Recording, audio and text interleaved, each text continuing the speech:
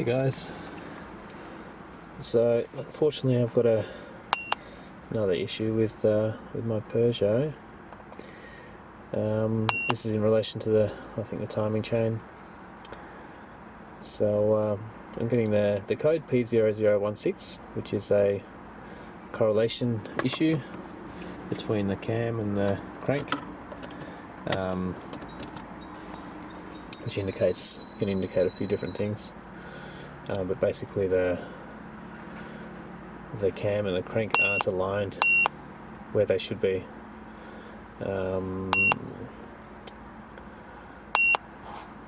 So I'll bring up the code.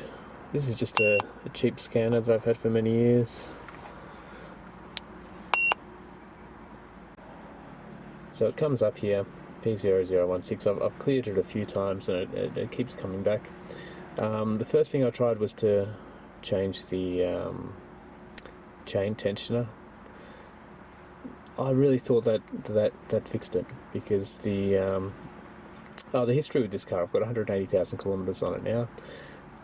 Timing chain was done at 120,000 Ks, so that's actually not that long ago. The tensioner, however, was starting to play up. If the car wasn't driven for a week or two, then you would sort of get a bit of not so much a rattle, because I've had the death rattle before, but you could just tell that the tensioner wasn't doing its job properly, so that was replaced. I can show you what's involved there. That's pretty straightforward. Replace that one.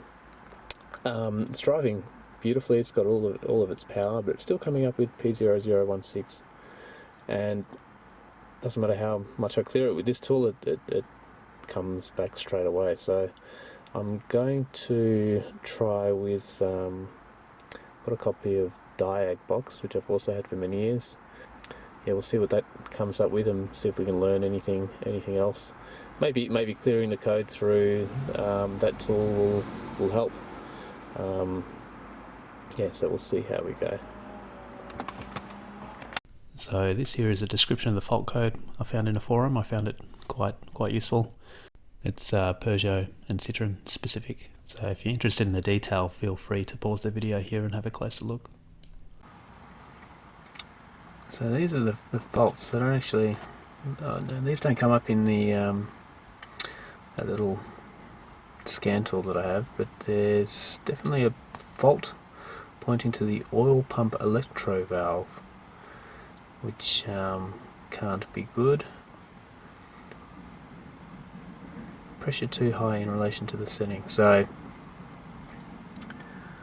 maybe the oil pressure regulation is a bit off, and that could be causing the timing chain fault. I'm wondering if I clear all these faults, whether that'll help. Okay, so the oil pump electrovalve fault has definitely come back. So that's something I'll need to look a little bit further into. It really looks like that's a problem. So I've just had a bit of a look into the oil pump electrovalve. It's really difficult to access because it's in the sump. The wire harness sort of comes out the back of the engine. You can see it here in this diagram. It's really difficult to access though, because you've got the drive shaft, you've got the engine mount, and all sorts of stuff going on here, and this cable runs up the back of the engine.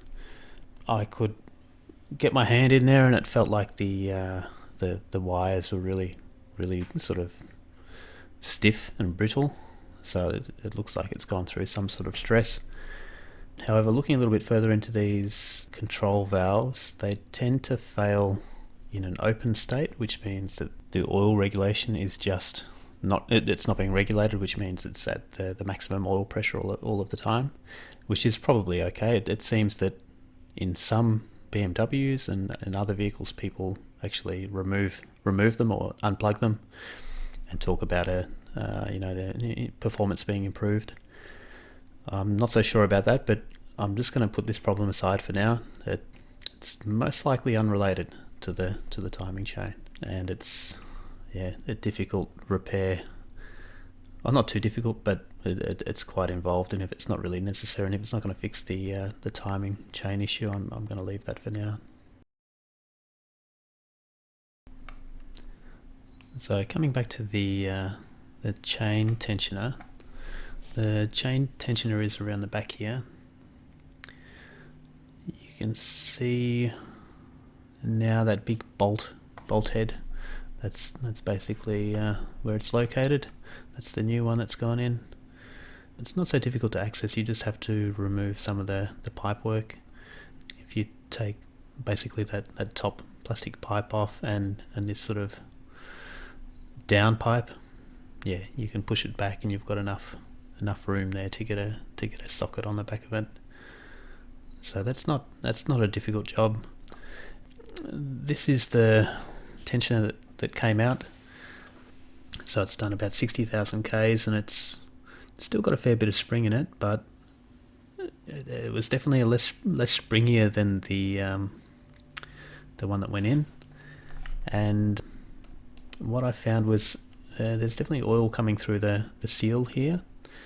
Don't think that's really the intention of the design. I thought the oil was pumped in through the top at this point and then comes out the end to provide that pressure, but yeah, you can see the oil was leaking through the seal. So whether that's part of how these things fail, I'm not really sure.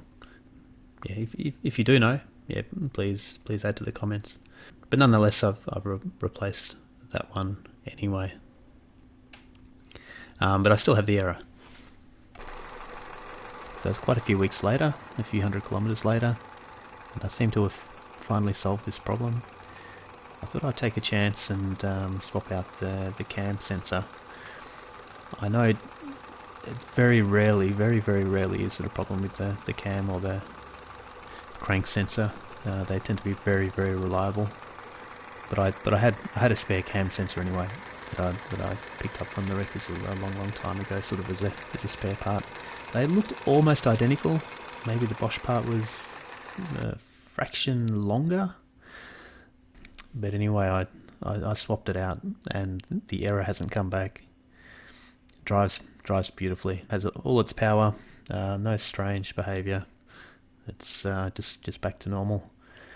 One thing I did notice though when I put the cam sensor in, you know, they've got just one bolt on one side of the sensor, and as you tighten it down, if you over torque it, it seems to start to lift the cam sensor out of the cover, out of the rocker cover. And I guess it's probably a critical thing, the distance or the positioning of this cam sensor and how far away from the metal it actually is. So yeah, I found that I had to not over torque it.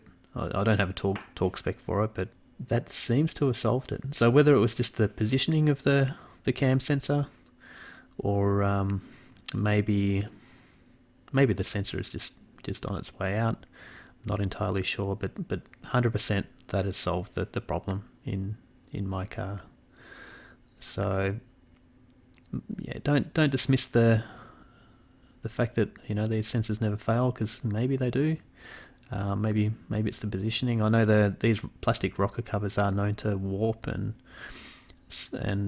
maybe that's part of the problem as well. If it's lifted or deformed and you know, the sensor's moved a fraction away from the metal, this could be part of the problem too. So it was an easy fix in the end, and I'm pretty happy with that, but it's taken quite a long time to get here. So I hope there might be something in this video that is useful to you, and if you're battling the same problem, good luck. Hopefully it's not the timing chain, and I hope you got something useful out of this video. Alright, thanks for watching. We'll catch you next time.